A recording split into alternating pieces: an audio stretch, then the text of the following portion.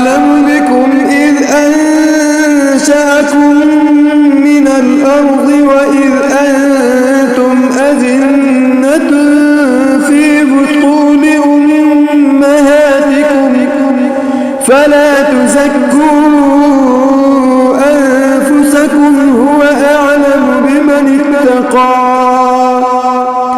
वो लोग जो बड़े बड़े गुनाहों और बेहयाई के कामों से बचते हैं सिवाय छोटे गुनाहों के, बेशक आपका रब वसी मग़फ़िरत वाला है।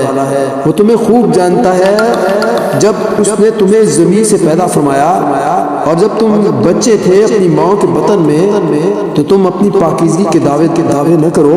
वो खूब जानता है